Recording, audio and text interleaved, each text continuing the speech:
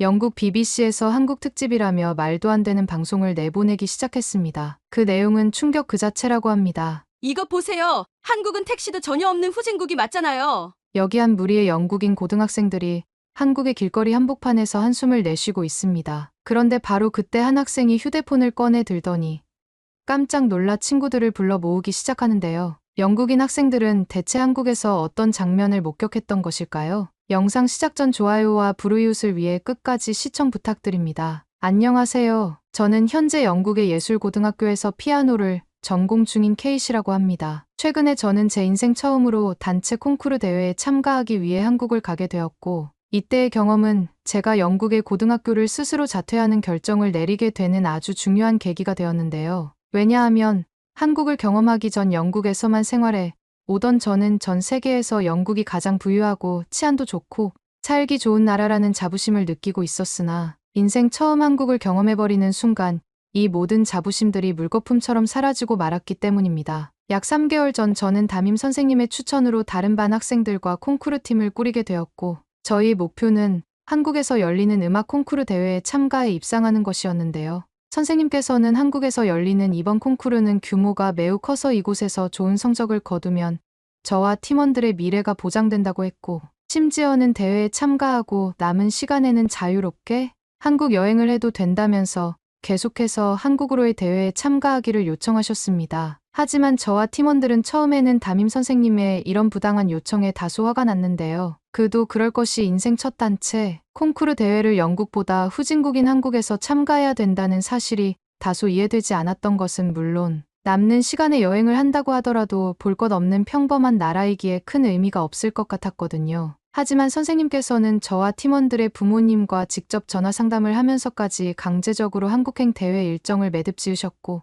그렇게 저와 팀원들은 저희 학생들끼리만 한국으로 향하게 되었습니다. 대회가 열리는 장소는 한국의 부산이라는 도시였기에 꽤 시간이 걸렸는데 놀랍게도 한국에 처음으로 도착해 첫 발을 내딛는 순간 저는 엄청난 충격을 받고 말았는데요. 사실 한국으로 출발하기 전 같은 반 친구들은 한국으로 가게 되었다는 제 소식을 듣자마자 너무 부럽다 는 말과 함께 이해할 수 없는 호들갑을 떨었는데 저는 이 친구들이 왜 그렇게나 한국행의 부러움을 느끼며 호들갑을 떨었는지 한국에 도착하자마자 이해할 수 있었습니다. 다소 가난한 나라라고 생각했던 한국은 이미 공항에서부터 수많은 외국인들이 밝은 표정을 보이며 한국으로 관광을 온 것 같은 모습을 볼 수 있었고 공항의 내부 상태 또한 마치 하나의 호텔처럼 느껴질 정도로 영국과는 차원이 다른 모습을 보여주고 있었거든요.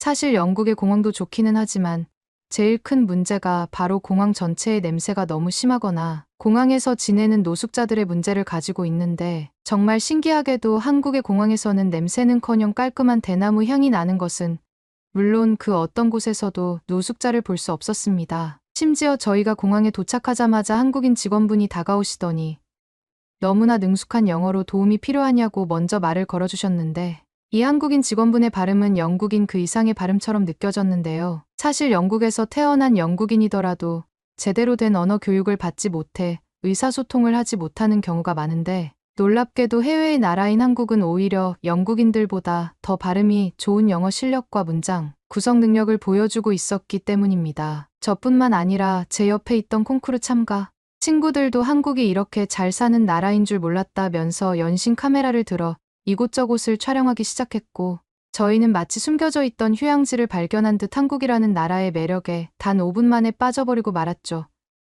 하지만 한국에서의 놀라운 기쁨도 잠시 저희는 일단 한국 현지에서 저희를 도와줄 연정 선생님을 만나기 위해 빠르게 약속 장소로 가야만 했고 빠르게 택시 승강장 쪽으로 향했습니다. 그런데 택시 승강장에 도착한 저는 도저히 이해할 수 없는 광경에 화가 폭발하고 말았는데요. 안 그래도 바빠 죽겠는데 한국의 공항 택시 승강장에는 단 한 대의 택시도 전혀 보이지 않았고 심지어 이와 같은 사실을 몰랐던 저와 같은 관광객 외국인들은 한국의 모습에 완전히 속았던 것인지 저희처럼 허탈한 표정을 지은 채 그저 휴대폰만 쳐다보고 있었기 때문입니다. 방금까지만 해도 한국이 부유한 선진국의 나라라고 난리를 치던 친구들도 이게 진짜 한국의 모습이네. 한국은 택시조차 없던 가난한 나라였던 거야. 방금 우리가 봤던 딱 그 모습까지 전부 꾸며진 모습이었던 것이라며 아무리 둘러봐도 보이지 않는 택시에 한국의 도시 인프라는 절망적이라는 하소연을 내뱉고 말았습니다. 그런데 바로 그때 저희에게 누군가 말을 걸어왔는데요. 혹시 지금 택시를 기다리고 있는 건가요?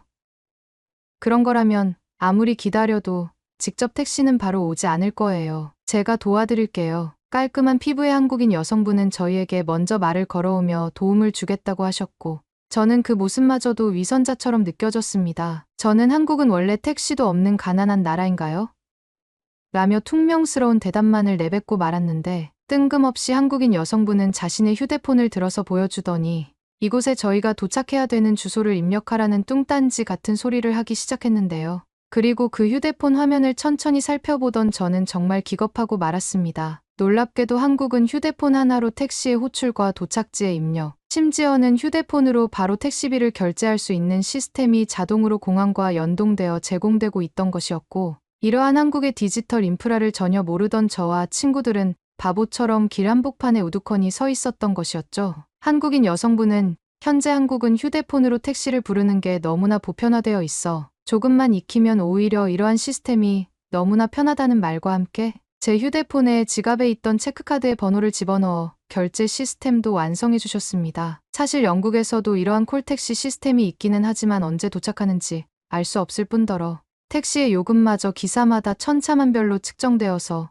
너무나 불편한 점이 많은데, 한국은 이러한 문제점이 전혀 없었고 실시간 지도로 택시가 어디서 오고 있는지까지 핸드폰에 표시돼서 시간을 효율적으로 사용하기에 너무나 편리했어요. 다른 친구들도 휴대폰의 실시간 화면을 지켜보면서 이래서 택시 승강장에 택시가 없었구나 라는 멋쩍은 웃음을 보였고, 저는 그제서야 한국이 제가 생각하던 것 이상의 선진국의 나라라는 사실을 뼈저리게 느낄 수 있었습니다. 한국은 이미 고도로 발전되어 있던 편리한 나라였지만 이 사실을 전혀 모르고 활용할 줄 모르던 저와 같은 외국인들에게는 마치 문명의 기술을 전혀 모르는 원시인처럼 아무런 쓸모가 없었던 것이었죠. 그 후 약 10분 뒤 한국인 여성분의 도움으로 택시는 저희 바로 앞에 도착했고, 저는 10분 만에 택시가 도착하고 따로 목적지도 말할 필요 없는 한국의 놀라운 디지털 택시 시스템에 감사한 마음마저 생기고 말았습니다. 영국처럼 불편하게 가격을 흥정할 필요 없이 휴대폰에는 이미 도착지까지의 예상 결제 금액마저 찍혀 있어서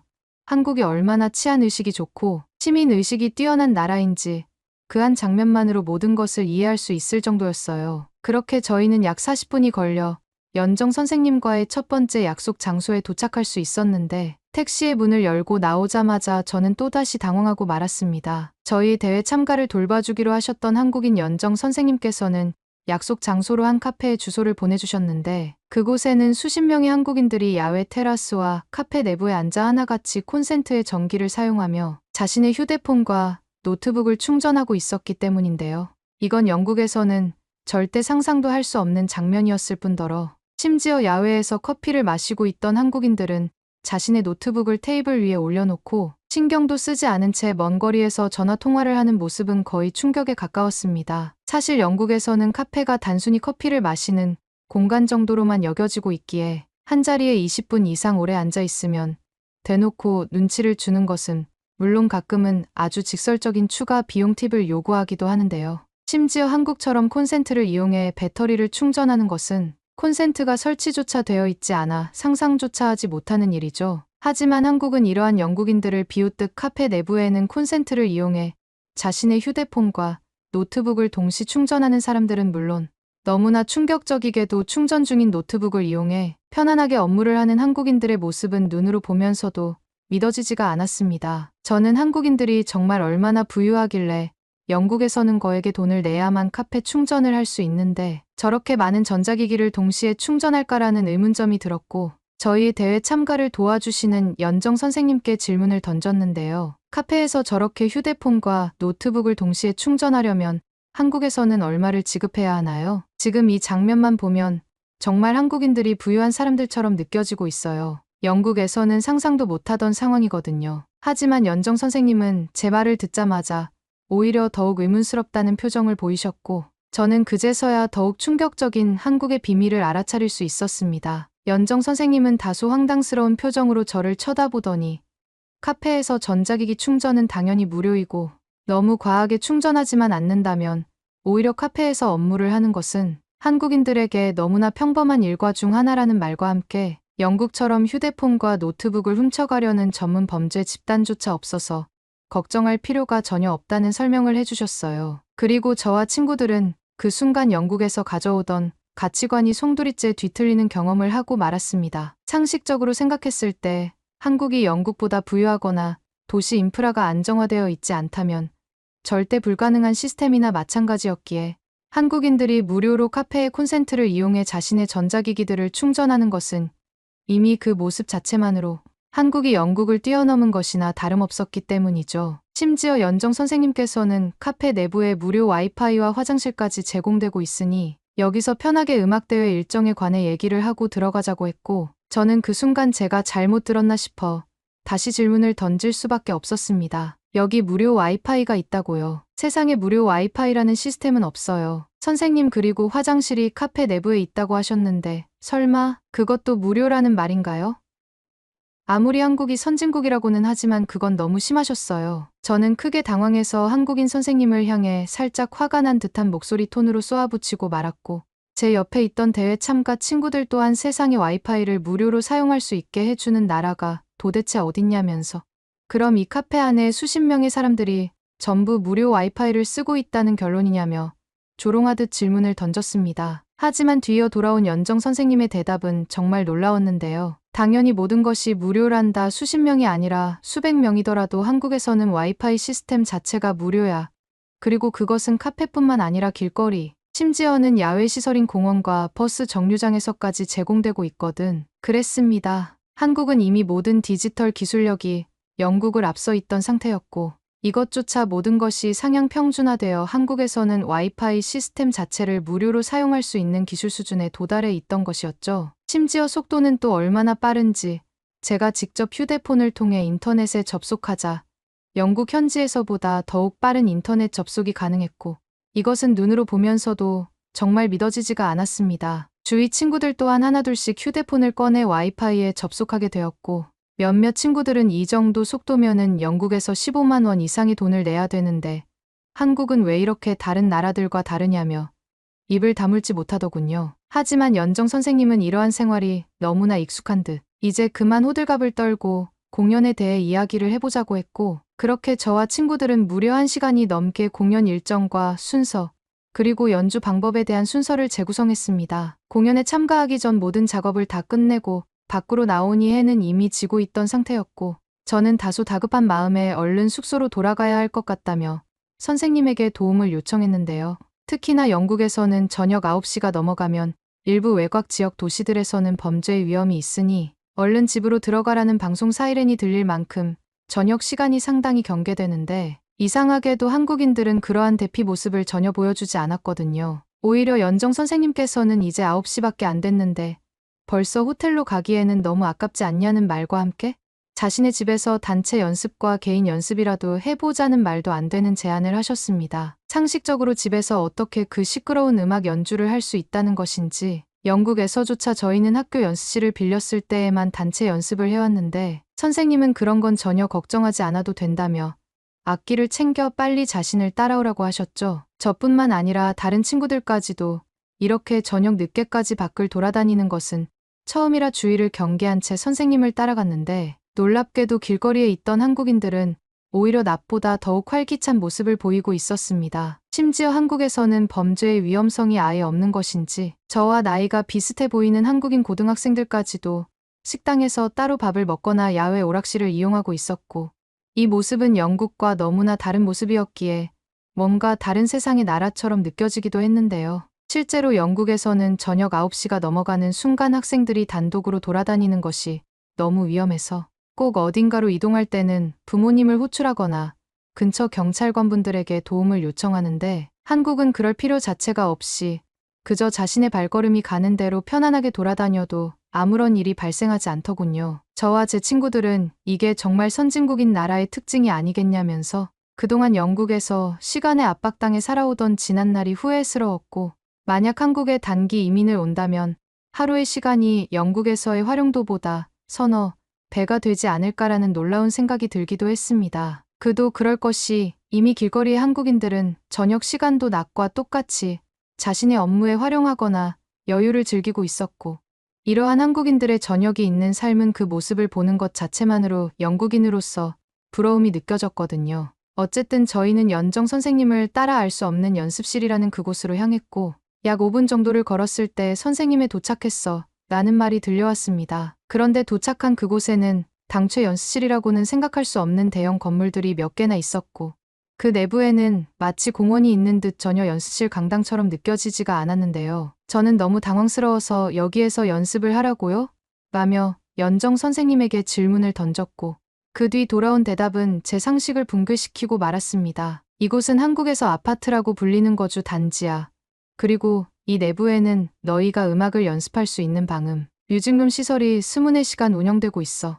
저와 친구들은 그 말을 듣자마자 이곳은 사람들이 사는 곳이라고요 라며 기겁하고 말았는데요. 그도 그럴 것이 한국의 아파트라는 주거 방식은 영국의 초고층 빌딩이라고 할 수 있는 건물들이 최소 4개는 넘게 모여있던 것은 물론 그 내부에 차가 다니지 않는 공원까지 설치되어 있어 마치 하나의 휴양지처럼 느껴졌기 때문입니다. 영국에서는 아무리 부자라도 그저 그런 주택 주거 방식을 벗어나지 못하는데 한국은 정말 얼마나 상식을 뛰어넘은 나라인지 아파트라는 주거 방식은 정말 하나의 디즈니랜드처럼 느껴질 정도로 그 내부는 여행지에 가까웠어요. 선생님께서는 걸어가는 동안 아파트를 소개해 주겠다면서 아파트 내부의 이곳저곳을 보여주셨고 그 중에서도 디지털 방식으로 음식물 쓰레기를 버릴 수 있는 시스템은 정말이지 믿어지지가 않았습니다. 사실 영국에서는 쓰레기 분리수거를 제대로 하지도 않을 뿐더러 음식물 쓰레기와 일반 쓰레기들이 한 곳에 모여 길거리의 더러움을 유발하는데 한국은 거대한 아파트라는 주거시설에 전자키패드와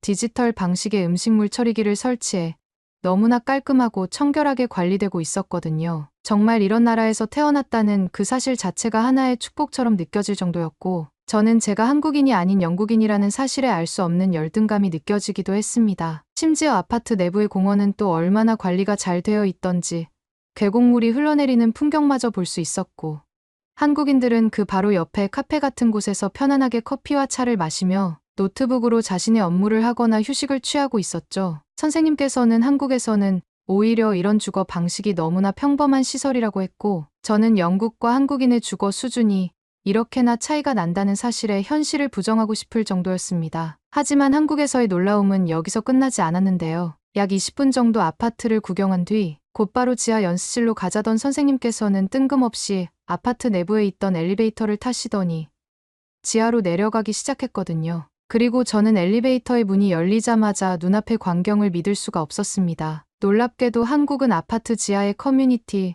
시설이라는 분류로 헬스장과 수영장, 심지어는 탁구장과 골프장까지 설치되어 있던 것은 물론 충격적이게도 사우나와 목욕탕까지 운영되며 정말 하나의 도시 그 자체의 모습을 보여주고 있었는데요. 퇴근 시간이어서 그랬던 것인지 그곳에는 이미 많은 한국인들이 저마다의 스포츠를 즐기며 스트레스를 없애고 있었고 그들의 모습은 단 한 번도 보지 못한 부유한 선진국 시민의 모습과 다름이 없었습니다. 그리고 놀랍게도 지하실의 안쪽까지 더 걸어 들어갔을 때 저는 뮤직룸이라고 적힌 놀라운 시설을 마주할 수 있었죠. 그곳은 전 구역의 방음 작업이 끝난 상태였고 놀랍게도 이미 많은 한국인 학생들이 저마다의 악기를 들고 개인지도 선생님과 함께 자신의 악기를 연주하고 있었는데요. 영국에서는 1시간을 연습하는데 무려 30만 원 이상의 비용을 내고 방음 처리 시설에 갈 수 있었는데 한국은 주거 단지 지하에서 방음 처리된 시스템으로 남들에게 민폐를 끼치지 않고 마음 편안하게 연습을 할 수 있었던 것은 물론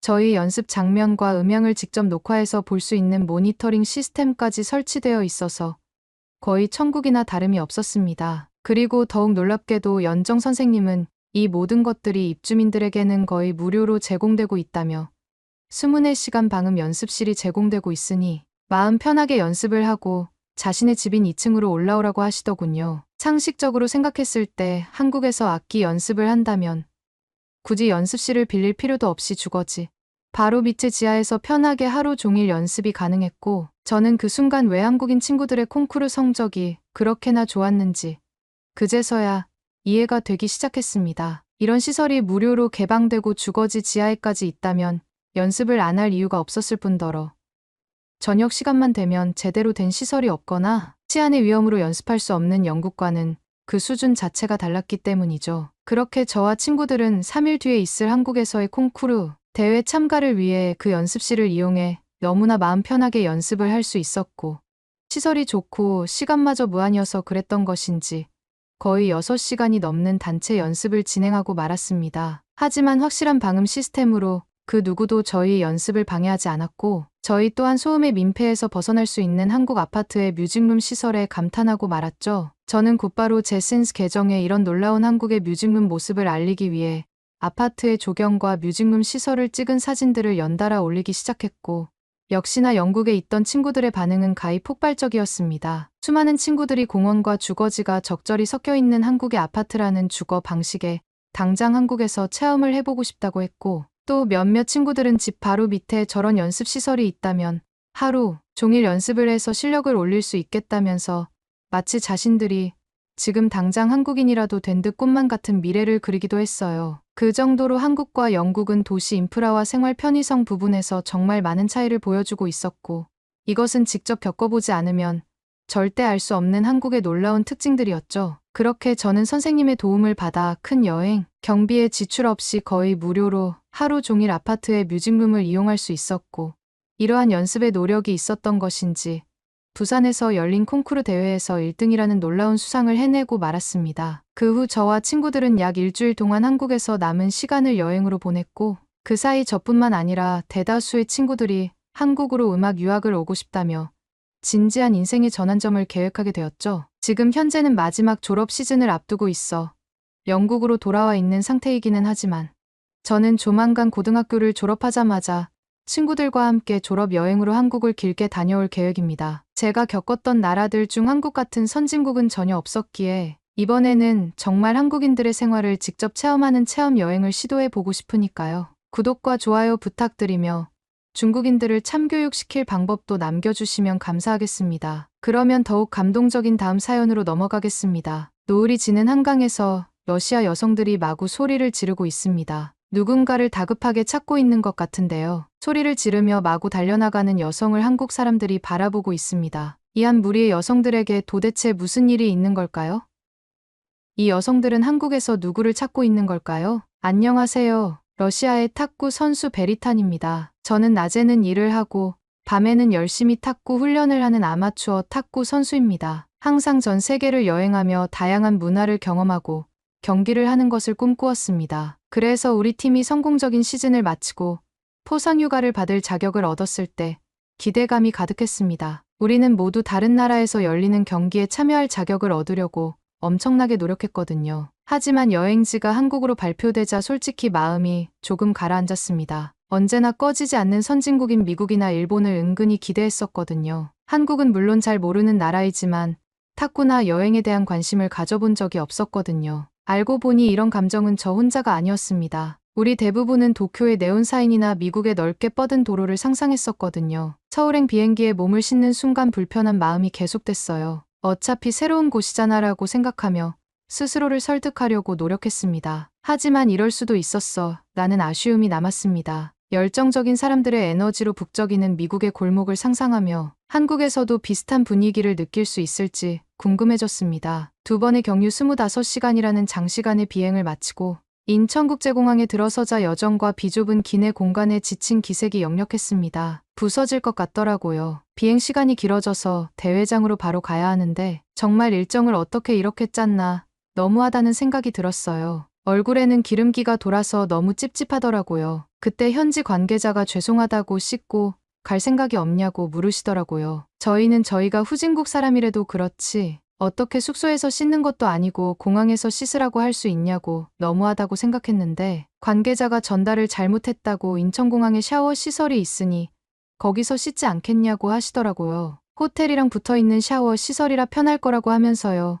호텔이랑 붙어있다고 하니까 뭔가 믿음이 가더라고요. 그래서 이것도 경험이다 생각하고 너무 찝찝하니까 가보자 하면서 동료들이랑 샤워장에 들어갔어요. 근데 저는 한국이 이렇게까지 발전한 나라인 줄 몰랐어요. 공항에는 노숙자도 하나 없고 어느 하나 지저분한 공간이 없더라고요. 그리고 어찌나 넓은지 계속 가는데도 새로운 공간들이 계속 등장했어요. 심지어 공항 내에서 차를 타고 움직이는 직원들도 있었어요. 공항을 안내하는 로봇도 있었고요. 제복을 차려입은 직원들이 계속해서 순찰을 돌고 있었고요. 세련되고 현대적인 공항의 넓은 공간을 가로질러 샤워실로 안내하는 표지판을 따라갔습니다. 과연 공항의 샤워 시설이 얼마나 갖춰져 있을까 하는 회의적인 생각이 들었습니다. 하지만 샤워실 문을 열고 들어서자마자 놀라움의 물결이 저를 덮쳤어요. 시설은 깨끗하고 조명이 밝으며 놀라울 정도로 넓었습니다. 각 샤워실은 개인실이었으며 공항이 아닌 고급 호텔에서 기대할 수 있는 다양한 편의 시설을 갖추고 있었습니다. 깨끗한 수건과 세면도구, 헤어드라이어까지 구비되어 있었어요. 따뜻한 물줄기가 쏟아지는 샤워실에 들어서자 여행의 피로가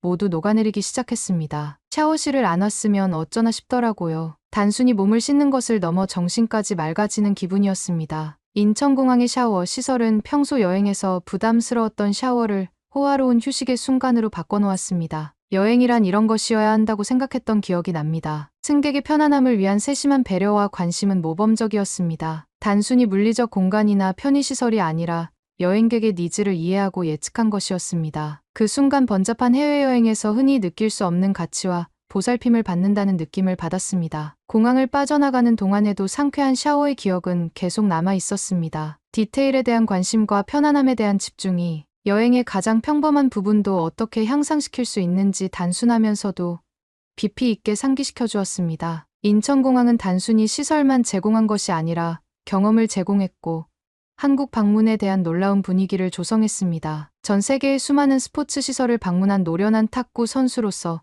저는 모든 것을 다 봤다고 생각했습니다. 하지만 한국의 탁구 경기장에 처음 들어섰을 때 느꼈던 놀라움과 감탄은 그 어떤 것도 준비하지 못했습니다. 경기장에 들어서는 순간부터 엄청난 규모와 현대적 시설에 숨이 맺을 것 같았습니다. 금잡을 데 없이 깨끗한 넓은 경기장에는 최첨단 탁구 장비가 갖춰져 있었고 조명은 선수와 관중 모두의 시야를 확보할 수 있도록 완벽하게 설계되어 있었습니다. 바닥은 깨끗했고 각 테이블은 넉넉한 간격을 두고 있어 충분한 이동 공간과 편안한 경기 환경을 제공했습니다. 하지만 가장 인상 깊었던 것은 경기장 곳곳에 정수기가 있다는 점이었습니다. 지금까지 여러 스포츠 시설을 방문하면서 이렇게 사려 깊고 편리하게 배치된 곳은 처음이었습니다. 경기장 구석구석에서 정수기를 이용할 수 있었습니다. 사소한 것 같지만 탁구처럼 에너지 소모가 많은 스포츠를 하는 선수들에게는 수분 보충이 매우 중요합니다. 한국에서는 정말 쉽고 편리하게 수분을 보충할 수 있었어요. 다른 곳에서는 경기 중 물을 마시려면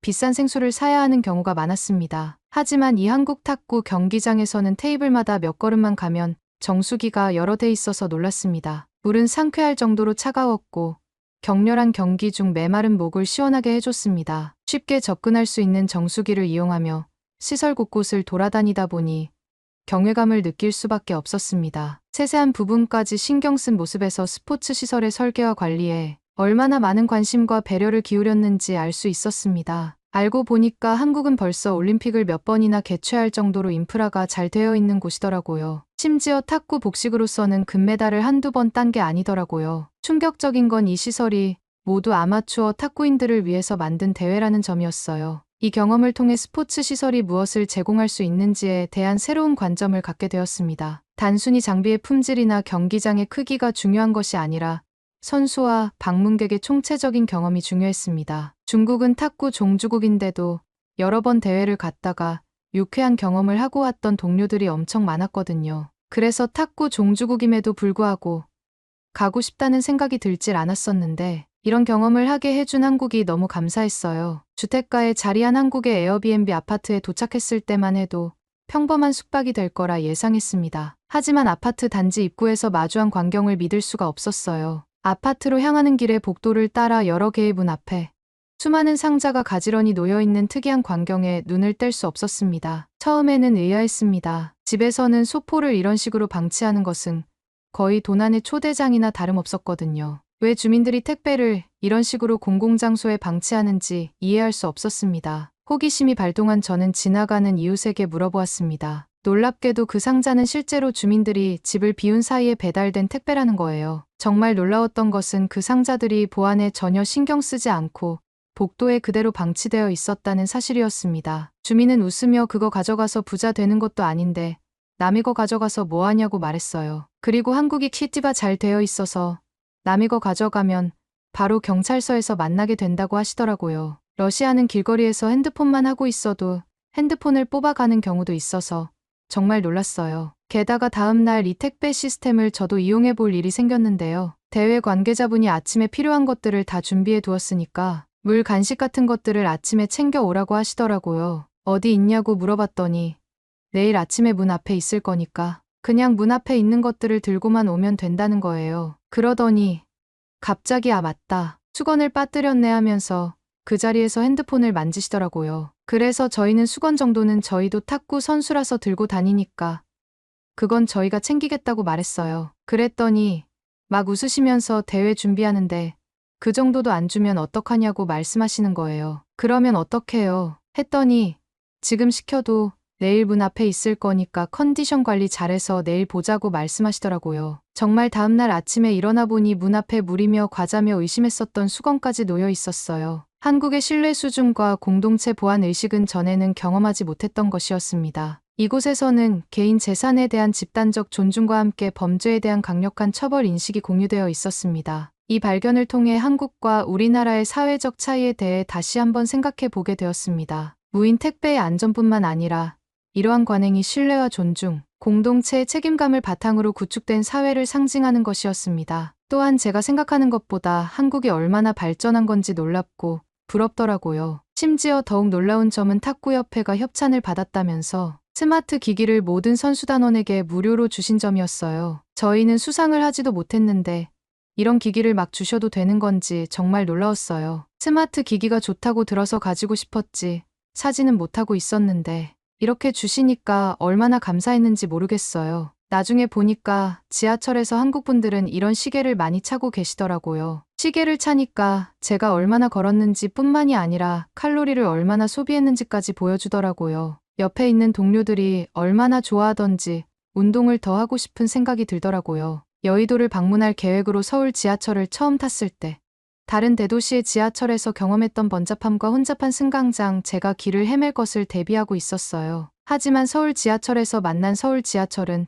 저에게 깊은 인상과 즐거운 놀라움을 선사했습니다. 가장 먼저 눈에 띈 것은 청결함이었습니다. 역은 깨끗했고 바닥은 반짝반짝 빛났으며 질서와 정돈된 느낌은 전에 본 적 없는 것이었습니다. 전광판에는 여러 언어로 실시간 정보가 표시되어 있었고 지하철 그림 소리와 같이 직관적인 정보를 보여주고 있어서 저 같은 외국인이 시스템을 이해하기가 너무 쉽더라고요. 저는 영어를 못하는데도 말이에요. 하지만 정말 놀라웠던 것은 전체 운영의 효율성과 사용자 친화성이었습니다. 열차는 한국에서 거의 경험하지 못했던 정시 운행이 이루어졌습니다. 객차는 현대적이고 에어컨이 설치되어 있어 번잡한 바깥 도시에서 벗어난 기분 좋은 안식처였습니다. 여의도로 향하는 전철에 몸을 실었을 때 저는 출퇴근하는 사람들의 예의와 침착함에 놀랐습니다. 사람들은 열차에 탑승하기 위해 줄을 서서 기다렸고 다른 승객이 내릴 때까지 참을성 있게 기다렸다가 열차에 탔습니다. 아무리 사람이 많다고 해도 새치기 하는 사람은 볼 수 없었어요. 심지어 어제 택배에서 경험했던 것처럼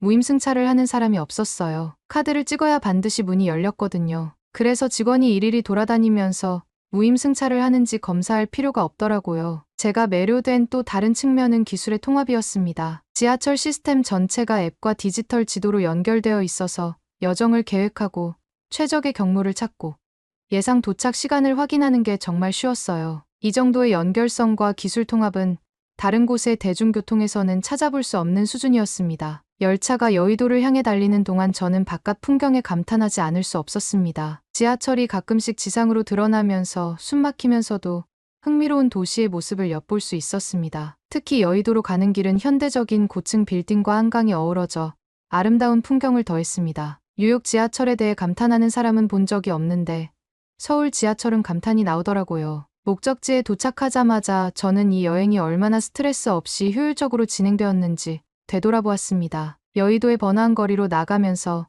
저는 서울의 지하철 시스템에 대해 새롭게 감사하는 마음을 갖게 되었습니다. 편리함, 청결함, 현대성에 대한 서울시의 노력이 돋보이는 경험이었으며 한국 방문에서 기억에 남는 순간이었습니다. 여의도에 도착해서는 한강에서 음식을 즐겼어요. 옆에는 한국 사람들이 많이 있어서 저도 한국 사람이 된 것 같은 기분이 들어서 기분이 좋았어요. 한국으로 오는 비행기를 탈 때만 해도 제가 한국을 이렇게 즐거워할 거라고 생각도 못했는데 말이에요. 저희는 돗자리도 준비를 해오지 못했는데 이미 역 앞에서부터 돗자리부터 해서 삼겹살, 치킨 모든 것들을 팔고 있더라고요. 심지어 전화를 하니까 한국에서는 주소도 없는 저희에게 음식을 배달시켜줬어요. 배달을 받으려고 서툰 한국말로 여기에요. 저 맞아요를 외치는 제 모습이 너무 웃기더라고요. 심지어 제가 외치니까 한국 분들이 길을 비켜줬어요. 이 순간에도 질서정연한 모습, 남의 음식을 가져갈 생각조차 안 하는 게 재밌더라고요. 생각해보니까 한국에서는 불편함을 느껴본 적이 없다는 사실을 깨달았어요. 외국인이라고 해도 이 모든 편의를 누릴 수 있게 해준 한국 사람들에게 얼마나 감사했는지 몰라요. 저는 저에게 이런 경험을 제공해준 한국에 너무 감사하면서 반드시 돈을 모아서 온전히 한국에서만 한 달 살기를 해볼 생각이에요. 그걸 위해서 지금 정말 열심히 돈을 모으고 있습니다. 사실 동료들 중에서는 꼭 한국을 경험시켜줘야 한다면서 갔다 온 지 얼마 안 돼서 가족들을 데리고 여행 간 친구들도 많아요. 저는 한국을 즐기려면 일주일 정도로는 안 될 것 같아요. 얼마나 즐거운 도시인데요. 다음에 다시 오면 온갖 것들을 다 해볼 거예요. 한국 사람들이 저에게 보여준 신뢰를 다시 경험하고 싶어요. 그러면 더욱 재미있는 다음 사연으로 넘어가겠습니다. 대한민국 서울 독일 한 남매가 한국 지하철 앞에서 계속 당황해 하는데요. 남매 중에서 여동생이 소리칩니다. 한국에 와서 이게 뭐야? 중국으로 가자고 했잖아. 나 진짜 어떻게 갑자기 소리치더니 눈물까지 흘리고 맙니다. 한국 지하철이 어땠길래 눈물을 흘리며 한국에 온 걸 후회하는 걸까요? 오늘의 사연은 대학생 네크 씨의 사연입니다. 안녕하세요. 독일 대학생인 네크입니다. 전 한국에 관심이 없었지만 저희 오빠가 정말 꼭 한 번쯤 가보자고 부탁과 사정을 해서 억지로 오게 되었어요. 솔직히 전 시간 낭비라고 생각했고 경치 좋은 동남아나 한국을 갈 바에는 중국으로 가고 싶었어요. 친구들한테도 중국에 갔다 왔다고 하는 게 더 자랑거리가 될 테니까요. 어찌됐던 저희는 독일 런던 히스로 공항에서 인천공항으로 향하게 되었답니다. 인천공항에서 비행기에서 내렸을 때 저는 제 안에서 끓어오르는 설렘을 느낄 수 있었습니다. 긴장감과 호기심이 뒤섞인 느낌이었죠. 공항은 북적거렸지만 질서정연하고 청결한 느낌이 바로 제 시선을 사로잡았습니다. 통과하면서 모든 것이 현대적이고 잘 정돈된 모습에 감탄하지 않을 수 없었습니다. 표지판은 여러 언어로 되어 있었고 직원들의 도움도 매우 친절했어요. 제가 상상했던 것과는 전혀 달랐어요. 한국에서 들었던 이야기들이 떠올랐고 한국에 대한 좋지 않은 이미지가 떠올랐습니다. 하지만 최첨단 공항에 서보니 그런 이야기가 사실과 거리가 멀다는 것을 알았습니다. 우리의 첫 번째 임무는 서울에 있는 호텔로 가는 길을 찾는 것이었습니다. 우리는 공항철도를 타기로 결정했고 거기서 첫 번째 놀라움이 시작되었습니다. 기차역이 공항과 바로 통합되어 있어서 여행이 매우 편리했습니다. 매표기에는 영어 옵션이 있었고 전체 과정이 매우 간단했습니다. 독일에서는 복잡한 기차 시스템에 익숙해져 있었기 때문에 이 점이 놀라웠어요. 서울로 가는 기차 여행은 그 자체로 경험이었어요. 좌석은 편안했고 승차감은 부드러웠으며 한국 시골의 풍경은 매혹적이었습니다. 저는 도시 풍경이 서서히 활기찬 서울로 바뀌는 것을 지켜보았습니다. 고층 빌딩, 한강, 번화한 거리 등 모든 것이 너무 매력적이었습니다. 서울에 도착하자마자 도시의 활기찬 에너지가 우리를 감쌌습니다. 거리에는 사람들로 활기가 넘쳤고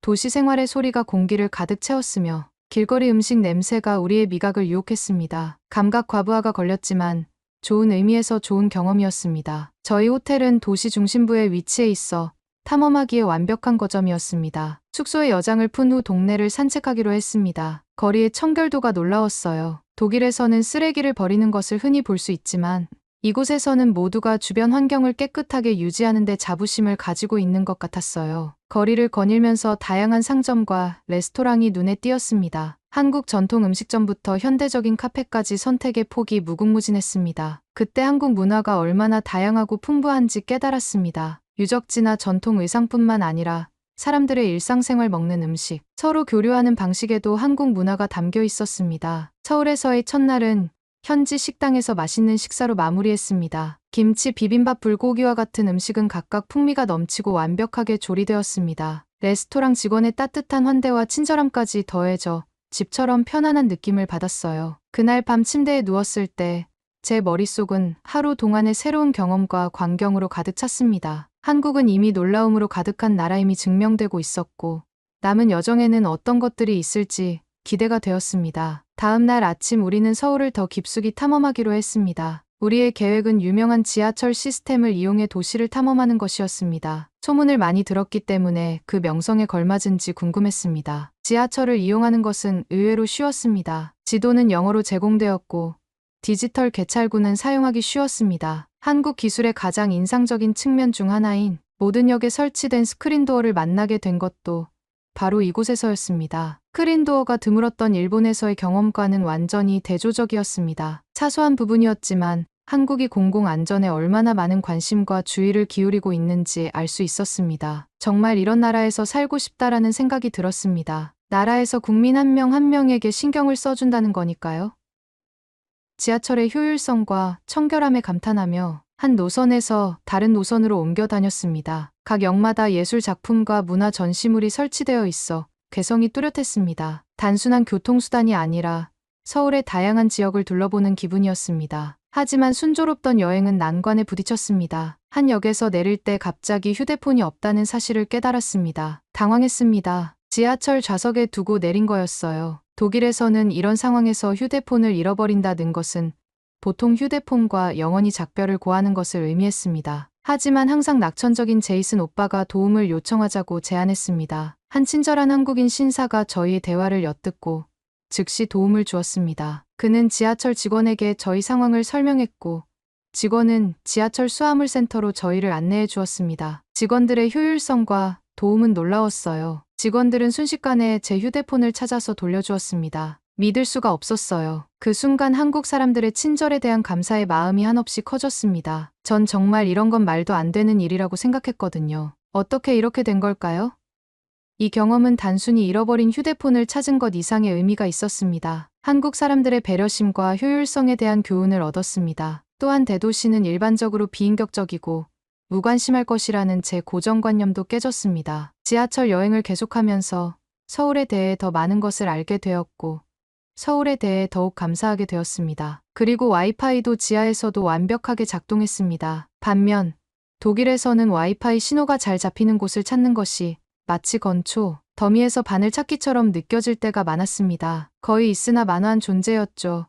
하지만 저희를 감동시킨 것은 기술뿐만 아니라 사람들이었습니다. 지하철 직원부터 동료 승객에 이르기까지 마주친 모든 사람들이 친절하고 도움을 주었습니다. 모두가 너무 바빠서 멈춰서서 도와주지 않는 것 같았던 고향의 번잡한 생활과는 사뭇 다른 상쾌한 변화였습니다. 그 후 며칠은 탐험과 발견의 소용돌이였습니다. 서울에서 일관되게 눈에 띄는 한 가지 측면은 거리 곳곳에 스며든 안전과 사회적 조화에 대한 느낌이었습니다. 독일에서는 부모님이 안전 문제로 늦게까지 외출하는 것을 항상 경계하셨어요. 하지만 서울에서는 이야기가 달랐습니다. 밤에도 두려움 없이 거리를 돌아다닐 수 있었죠. 거리에는 불이 환하게 켜져 있었고 사람들은 활기찬 밤 문화를 즐기며 돌아다니고 있었죠. 눈치를 보지 않고 자유롭게 돌아다닐 수 있어서 정말 해방감이 느껴졌어요. 가난과 같은 사회적 문제가 없다는 것도 또 다른 즐거움이었습니다. 서울에서는 사람들이 주문하는 동안 카페 테이블 위에 휴대폰을 놓고 가는 것을 볼 수 있었는데 독일에서는 상상도 할 수 없는 일이었습니다. 공공장소에 대한 이러한 신뢰는 한국 문화에 뿌리내린 사회적 가치를 반영하는 것이었습니다. 저희는 다양한 동네를 탐방하며 한국인의 독특한 삶을 엿볼 수 있었습니다. 해화동에서는 골동품 가게, 미술관, 찻집 등 한국 전통의 중심지를 탐험했습니다. 마치 시간을 거슬러 올라간 것 같았어요. 이곳에서 한국의 전통 의상인 한복을 입어보며 한국의 유구한 역사와 연결되는 느낌을 받았습니다. 이와 대조적으로 트렌디한 홍대에서는 한국의 현대적이고 젊은 면모를 볼 수 있었습니다. 거리에는 음악과 거리 예술 유행을 선도하는 젊은이들로 활기가 넘쳤습니다. 창의성과 혁신의 용광로이자 한국의 역동적인 문화 현장을 증명하는 곳이었죠. 미식여행도 마찬가지로 깨달음을 얻었습니다. 한국 음식은 전에 경험하지 못했던 맛과 질감으로 즐거운 발견이었습니다. 매콤한 떡볶이와 호떡을 파는 길거리 포장마차부터 고급 한식을 제공하는 고급 레스토랑까지 매 끼니마다 한국의 미식 유산을 기념하는 시간이었습니다. 하지만 음식뿐만 아니라 경험도 중요했습니다. 한국에서의 식사는 공동체적이고 상호작용적인 것이었습니다. 요리를 나누고 테이블에서 고기를 굽고 레스토랑 직원들의 따뜻한 환대는 매 식사를 기억에 남는 행사로 만들었습니다. 어느 날 저녁에는 한국 전통 다도에 참여할 기회가 있었습니다. 빠르게 돌아가는 일상과는 완전히 대조되는 고요하고 명상적인 경험이었어요. 다도는 단순히 차를 마시는 것이 아니라 차를 마시는 순간과 함께하는 사람들, 그리고 차를 만드는 예술성을 감상하는 시간이었습니다. 서울에서의 여행이 진행되면서 저희 가족과 저는 한국의 풍부한 유산을 더 깊이 파고들기로 결심했습니다. 우리는 한국의 전통적인 면, 여러 세대에 걸쳐 전해 내려오는 이야기와 풍습을 간직한 곳을 탐험하기 위한 여정을 시작했습니다. 첫 번째 방문지는 한국 역사의 장엄한 상징인 경복궁이었습니다. 웅장한 대문을 들어서자 다른 시대에 들어온 것 같은 기분이 들었습니다. 복잡한 건축물과 광활한 뜰은 정말 장관이었어요. 운이 좋게도 수문장 교대식을 볼 수 있었는데 화려하고 정밀하게 진행되어 재미있었어요. 고궁을 방문하는 것은 단순히 아름다움을 감상하는 것만이 아니라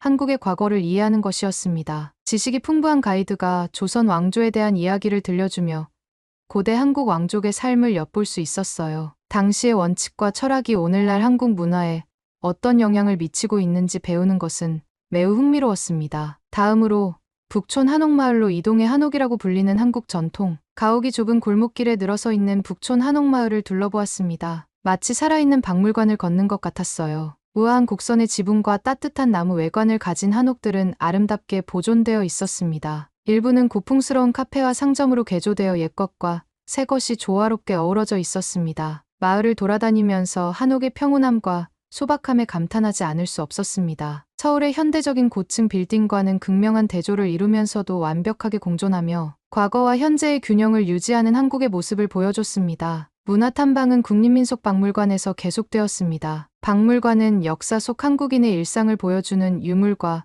전시물이 가득한 보물창고였습니다. 전통 의복과 도구부터 역사적 생활공간, 재현까지 박물관은 한국의 문화와 전통을 종합적으로 살펴볼 수 있는 곳이었어요. 가장 기억에 남는 체험 중 하나는 한국 전통 공예를 직접 해보는 시간이었습니다. 저희는 전통 한지인 한지를 만들고 작은 나무 탈에 색칠하는 방법을 배우는 워크숍에 참여했습니다. 한국의 예술적 유산을 직접 체험할 수 있는 시간이었습니다. 한국 전통 공연을 경험하지 않고는 한국 전통에 대한 몰입을 완성할 수 없었을 것입니다. 저희는 한국의 음악적 스토리텔링, 예술인 판소리 공연을 관람했습니다. 북 하나만 반주하는 소리꾼의 힘찬 목소리는 언어의 장벽을 뛰어넘는 감동적인 이야기를 들려줬습니다. 한국 예술의 깊이와 표현력을 느낄 수 있는 공연이었습니다. 시간이 지나면서 저와 제 가족은 한국의 전통과 사랑에 빠지게 되었습니다. 이러한 전통에는 시대를 초월한 느낌, 현재에도 여전히 살아 숨쉬는 과거와의 연결고리가 있었습니다. 한국이 어떻게 역사와 문화를 보존하면서 현대를 받아들였는지에 대한 겸허한 경험을 할 수 있었습니다. 우리의 요리 모험은 전통시장 방문으로 시작되었습니다. 선명한 색감, 활기찬 에너지, 다양한 냄새가 어우러져 압도적인 느낌을 받았습니다. 저희는 각기 다른 요리의 즐거움을 선사하는 노점을 돌아다녔어요. 신선한 채소와 과일부터 다양한 육류와 해산물까지. 시장은 한국의 풍성한 농산물을 한자리에서 볼 수 있는 곳이었어요. 가장 먼저 먹어본 것은 한국 요리의 필수품인 김치였습니다. 여러 가지 향신료로 양념한 배추를 발효시킨 김치는 톡 쏘는 매운맛과 약간의 단맛이 동시에 느껴지는 독특한 풍미를 가지고 있었습니다. 고향에서 먹었던 것과는 전혀 다른 맛이었기 때문에 매 끼니마다 즐겨 먹게 되었습니다. 그리고 요즘 전 세계적으로 유행하는 건강식 김밥을 먹었는데요. 독일에서는 별로 없어서 먹기 힘들었는데 뉴스 같은 데서 요즘 많이 올라오더라고요. 특히 미국에서 인기라는데 전 정말 먹어보고 싶었답니다. 참치김밥이랑 김밥을 먹어보았는데 정말 맛있었어요. 재료도 너무 신선했고요. 거기에 잡채와 떡볶이를 같이 먹었는데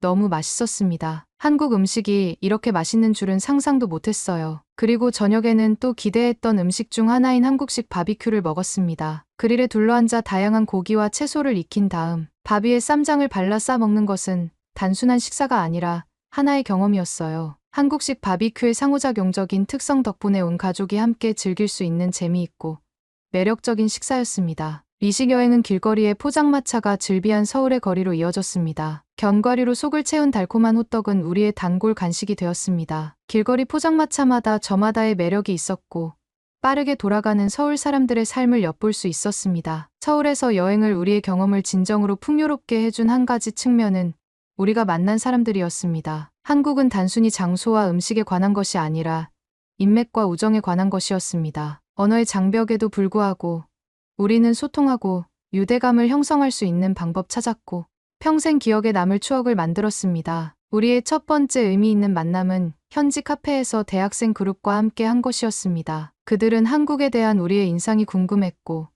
자신들의 경험을 공유하고 싶어 했습니다. 대화는 자연스럽게 이어졌고 서로의 문화에 대한 간극을 좁힐 수 있었습니다. 우리는 대중음악부터 유적지까지 모든 것에 대해 이야기를 나눴고 그들은 우리에게 최고의 여행지에 대한 내부자 팁을 제공했습니다. 이 학생들은 또한 저희를 자신들의 대학에서 열리는 문화 교류 행사에 초대했습니다. 그 행사는 눈을 뜨게 하는 행사였습니다. 세계 각지에서 온 학생들이 음악, 춤, 음식을 통해 서로의 문화를 공유했습니다. 다양성을 축하하는 행사였고 그 일부가 되어보니 우리가 진정한 글로벌 커뮤니티의 일원임을 느낄 수 있었습니다. 가장 가슴 뭉클한 경험 중 하나는 지역 커뮤니티 센터를 방문한 것이었습니다. 이곳에서 우리는 한국 노인들에게 영어를 가르치는 자원봉사 프로그램에 참여했습니다. 세대와 언어의 차이에도 불구하고 우리는 웃음을 통해 공통점을 발견하고 이야기를 나누었습니다. 지역사회로부터 받은 감사와 따뜻함은 압도적이었습니다. 도시를 돌아다니면서 현지 상점 주인이나 상인들과 대화를 나눌 기회가 많았습니다. 이러한 대화는 짧았지만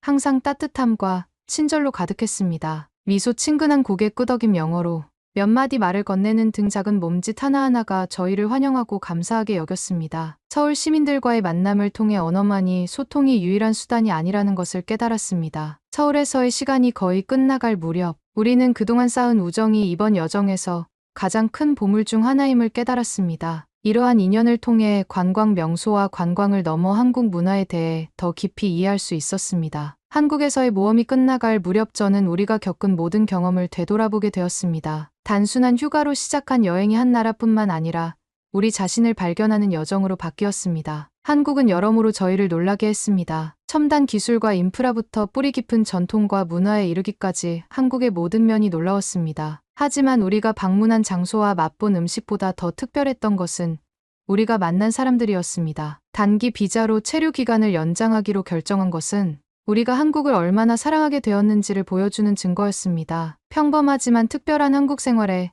더 깊이 빠져들고 싶었습니다. 한국이 제공하는 모든 것을 계속 탐험하고 배우고 경험하고 싶었습니다. 장기 체류를 위해 짐을 싸면서 제가 얼마나 많이 성장했는지 깨달았습니다. 관광객으로 한국에 왔지만 저는 한국 문화의 학생으로 머물고 있었습니다. 한국은 저에게 선입견을 넘어 새로운 경험을 받아들이고 세상의 다양성을 인정하는 법을 가르쳐 주었습니다. 한국에서의 여정은 단순한 휴가를 넘어 인생의 교훈을 얻었습니다. 열린 마음을 유지하는 것의 중요성, 다양한 문화의 아름다움, 사람들과의 관계 맺기의 가치를 깨달았습니다. 한국에서의 새로운 생활에 적응하면서 저는 우리의 모험이 이제 막 시작되었다는 것을 알았습니다. 아직 볼거리, 맛볼 음식, 만날 사람들이 너무나도 많았거든요. 한국은 우리에게 두 팔을 벌렸고 우리는 그 모든 경험을 받아들일 준비가 되어 있었습니다. 전통과 현대가 완벽하게 조화를 이룬 한국은 우리의 인식을 바꿨을 뿐만 아니라 우리의 마음까지 움직였습니다. 평생 기억에 남을 추억과 새로운 관점을 갖게 되었고 우리의 삶을 영원히 바꿔놓을 것입니다. 그래서 서울의 도시 풍경을 바라보며 이 여정에 감사한 마음을 금할 수 없습니다. 한국은 예상치 못한 놀라움이었고 저에게는 스승이었고 이제는 고향이 되었습니다. 그러면 더욱 감동적인 다음 사연으로 넘어가겠습니다. 대한민국 서울, 평화로워 보이는 한낮입니다. 체코 사람으로 보이는 외국인이 알 수 없는 말로 미친 듯이 소리를 지르고 있습니다. 주변에서 평화롭게 산책하던 한국인들은 사람들 때문에 몹시 당황하는데요. 여성은 마치 좀비라도 된 듯 몸을 경련하고 쓰러집니다. 몸을 똑바로 가누지도 못하고 있는데요. 주변에는 피도 보입니다. 한국 사람들은 그들을 둘러싸고 있습니다. 피를 토하고 쓰러진 여성과 소리를 지르는 한국인들. 도대체 무슨 일일까요? 체코 프라하에 사는 21살 여성 테리는 혈액 수술이 불가능한 큰 혈전 덩어리가 있다는 암울한 진단을 받으면서 이야기를 시작합니다. 부유하진 않아도 단란한 가정에서 자란 테리는 말이 되지 않는다고 생각했습니다. 체코에서 나름 잘 나가는 건실한 기업에 입사하게 된 테리는 의무적으로 받아야 하는 건강검진을 받던 중 체코에서는 치료할 수 없는 희귀병이 의심된다는 진단을 받았습니다. 모세혈관에 혈전이 쌓이고 있고 이로 인해서 혈관이 점차 막히고 있는 것 같더라고요. 의사 선생님은 지금까지 이상한 점을 느낀 적이 없냐고 물어봅니다. 테리는 전혀 느낄 수 없었다고, 간혹 피곤할 때나 사람이 많은 곳에 가면 어지럼증 등의 증상 정도만 있었다고 말했어요. 저는 모든 일이 수월하게 느껴질 정도로 우아하게 삶의 균형을 잡았습니다. 하지만 어느 평범한 날 모든 것이 바뀌었습니다. 희귀병과 치료가 불가능하다는 말이 방 안에 울려 퍼졌고 저는 믿을 수가 없었어요. 그 후 며칠 동안 저는 진단을 받아들일 수가 없었어요. 겉모습도 똑같고 느낌도 똑같았지만 시간이 얼마 남지 않았다는 말을 들었습니다. 가족은 저를 중심으로 뭉쳤습니다. 저희 집은 부유하지는 않아도 자식들이 원하는 것을 지원해 줄 수 있는 집이었어요. 덕분에 저도 동생도 학업을 이어가며 좋은 직장에 취직할 수 있었고요. 기쁨과 웃음으로 가득했던 가정은 이제 조용한 걱정으로 가득 차게 되었습니다. 테리의 머릿속은 소용돌이쳤습니다. 피곤해서 그렇다고 치부했던 어지럼증은 이제 불길한 징조처럼 느껴졌습니다. 그리고 자신이 원망스러웠습니다. 도대체 무엇을 위해서 아픔을 참아가면서까지 일을 했는가에 대한 회의감이 몰려왔어요. 그녀는 자신의 과거와 선택 그리고 자신이 처한 상황의 아이러니에 대해 의문을 품게 되었습니다. 모든 것이 완벽하게 돌아가는 것 같았는데 왜 지금일까? 더 나쁘게 살아가는 사람도 있는데 왜 나에게만 이런 시련이 생기는 걸까? 그녀는 두려움과 분노, 그리고 자신의 운명에 대해 한탄했습니다. 동생인 라나와 함께 공유했던 케이팝에 대한 열정은 일상을 벗어나는 또 다른 즐거운 탈출구였습니다. 케이팝 그룹을 보는 순간만큼은 현실에서 벗어난 느낌이 들었거든요. 그 무대를 보고 있는 순간만큼은 병에 대해서 생각할 시간이 나지 않았습니다. 진단을 받기 전 시간으로 돌아갈 수 있을 것 같았어요. 둘은 좋아하는 그룹 배츠에 대해 이야기하고 언젠가 가보고 싶은 한국 여행을 계획하는데 몇 시간을 보내곤 했습니다. 테리는 한국에 가야겠다고 생각했습니다. 지금이 한국에 갈 타이밍이라고 생각했습니다. 지금까지 좋은 학교, 좋은 직업을 위해 억눌러 왔던 것들을 생각하며 이제는 행동해야 될 때라고 생각했습니다. 사실 어머니와 아버지는 반대했지만 동생인 라나가 든든한 지원군이 되어 주었습니다. 한국 땅에 처음 발을 내딛는 순간은 마치 다른 세상에 발을 내딛는 것 같았습니다. 서울의 활기찬 에너지가 느껴졌고 거리는 현대와 전통이 어우러져 북적거렸습니다. 프라하의 후덥지근하고 건조한 거리와는 극명한 대조를 이루며 박동하는 서울의 리듬이 느껴졌습니다. 매 순간이 새로운 발견이자 음미해야 할 새로운 경험이었습니다. 콘크리트 위에 높이 올라가 있는 건물들이 새로웠습니다. 체코는 사막이라 지반이 약해 건물 높이에 제한이 있었거든요. 젊음의 활기, 예술, 음악으로 유명한 트렌디한 홍대 지역을 탐험했습니다. 마치 제가 미래에 있는 것 같은 느낌이 들었어요. 서울에서는 미래가 있는데 계속해서 이 장소에 있을 수 있다면 저에게도 미래가 펼쳐질 것 같은 생각이 들었습니다. 거리에는 케이팝과 거리 공연 흥에 겨운 사람들의 수다 소리로 활기가 넘쳤습니다. 서점에 가서 비치 앨범을 구매했습니다. 노래방에 가서 좋아하는 노래도 불렀습니다. 즉석 사진도 찍었어요. 인생에서 처음 해보는 일이 이렇게 많다는 사실을 알았습니다. 진단의 그림자와는 극명하게 대조되는 에너지와 생동감을 느꼈습니다. 아프지 않았다면 21살에 한국 여행을 오지 못했겠지 라는 생각을 하며 어떻게든 긍정적으로 생각하려 했습니다. 특히 동대문 디자인 플라자에 처음 간 순간은 정말 감동적이었어요. 저는 평소에도 옷에 관심이 많고 아무래도 한국 케이팝 그룹을 좋아하다 보니까 많은 사람들이 거기에서 자유롭게 개성을 뽐내는 모습을 동경했었거든요. 사실 지하철에서 일반 사람들만 봐도 모두 옷을 너무 잘 입고 있어서 놀랐어요. 동생인 라나는 벌써 신나 있었어요. 마치 자기가 모델이라도 된 양 포즈를 짓고 있었죠. 모두 옷을 잘 입고 있는 것뿐만 아니라 이렇게 큰 건물이 곡선을 이루고 있다는 사실이 너무 아름답게 느껴졌어요. 어느 곳을 봐도 같은 모양은 없고 곡선으로 이루어진 이 건물이 서울과 조화를 이루는 모습이 전에 다른 곳에서는 느껴본 적 없는 감동을 주었습니다. 또 즐거웠던 곳은 한강이에요. 저는 한강이 강이 아니라 바다인 줄 알았어요. 바다라고 해도 이상하지 않을 정도로 너무나 큰 강이 있더라고요. 서울에서 어느 지하철을 타도 한강을 지나고 있던데요. 심지어 운이 좋게 노을이 질 때 지하철을 타고 한강 다리를 지난 적이 있는데 그때 석양이 마치 수채화를 칠한 것 같았어요. 도시 건물들 사이에서 금빛 햇살을 받은 모습이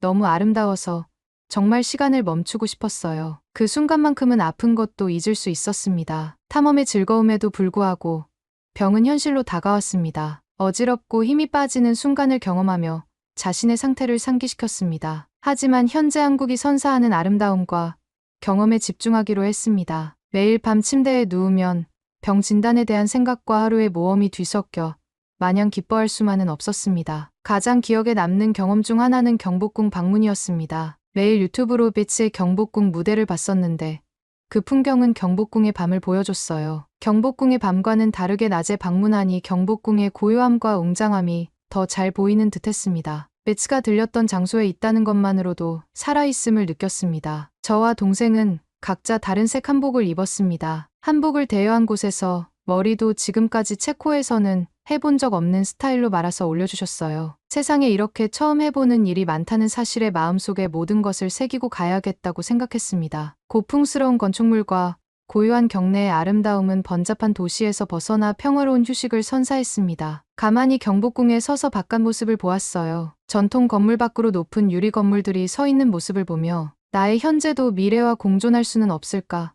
슬픔이 밀려왔습니다. 전통 한복을 입은 저와 라나는 마치 과거로 돌아간 듯한 기분을 느끼며 유적지를 거닐었습니다. 이 경험은 삶의 아름다움과 풍요로움을 가슴 뭉클하게 일깨워 주었고 새로운 눈으로 세상을 보고 있다고 느꼈습니다. 관광과 새로운 경험으로 가득 찬 여느 날과 다름없는 하루였습니다. 한복을 입고 새로운 경험을 해보면서 이제야 세상을 제대로 즐기고 있다고 생각했습니다. 하지만 고요함 속에서 세상이 갑자기 통제불능 상태가 되었습니다. 어지러움의 물결이 몰려왔어요. 지금까지 경험했던 어지러움과는 차원이 달랐습니다. 저는 여기서 끝이구나. 서울의 엄마와 아빠에 대한 걱정이 가장 먼저 들었어요. 라나가 저에게 다가오는 것이 느껴졌습니다. 소리를 지르는 동생의 모습과 사람들이 웅성거리는 모습, 희미해지는 의식 속에서 한국 사람들이 같이 다가오는 모습만 보였어요. 저는 정신을 잃었어요. 깨어나 보니 병원이었습니다. 사람이 기절을 하면 이렇게 되는구나 싶더라고요. 쓰러졌다는 것만 알겠고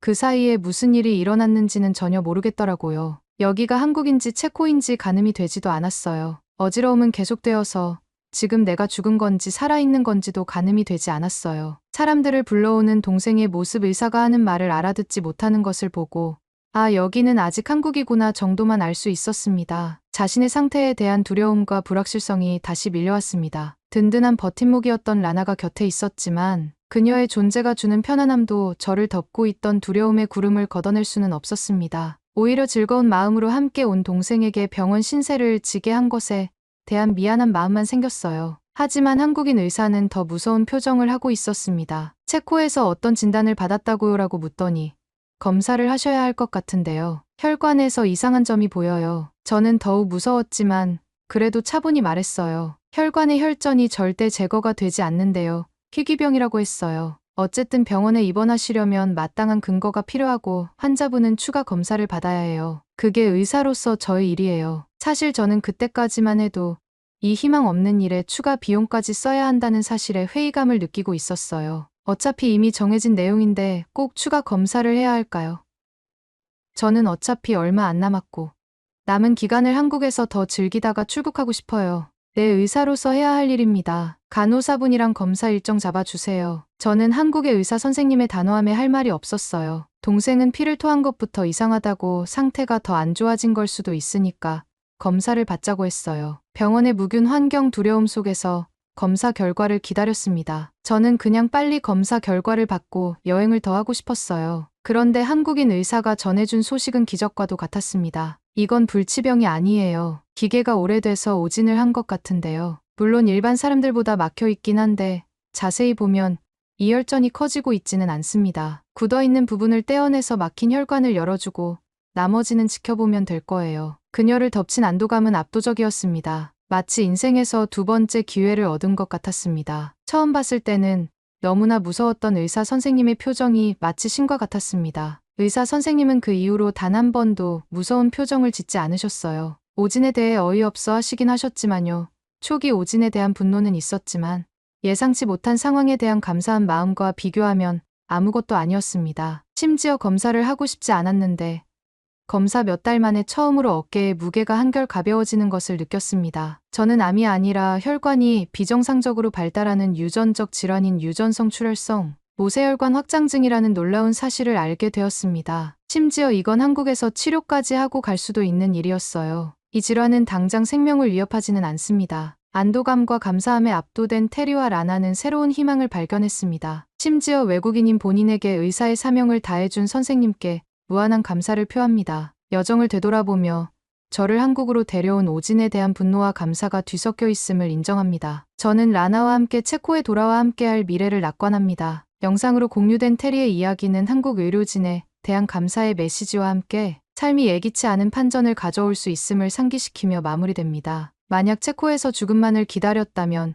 이런 안심할 수 있는 결과를 받지 못했을 것입니다. 저와 동생은 기쁨을 주체할 수 없을 정도로 기뻐했습니다. 불확실했던 미래는 이제 무한한 가능성을 품고 있었습니다. 체코로 돌아오는 비행기 안에서 저는 세상을 바라보는 저의 인식이 바뀌었음을 느꼈습니다. 만약 한국으로 여행 오지 않았더라면, 다른 나라로 여행을 가서 쓰러졌더라면, 저를 살려준 의사 선생님께서는 저희 신체만 바꿔주신 것이 아니라고 생각해요. 저희 도전 정신을 일깨워주고 저희 실천력을 만들어주셨습니다. 한국이 저에게 새 삶을 가져다 준 것처럼 이 이야기가 여러분들이 살아가시는데 힘이 되면 좋겠어요. 여러분들도 항상 하고 싶은 것들을 하며 살아갈 수 있기를 바랍니다. 저는 앞으로도 한국에 오는 것을 목표로 삼으며 열심히 살아갈 거예요. 여러분은 어떻게 보셨나요?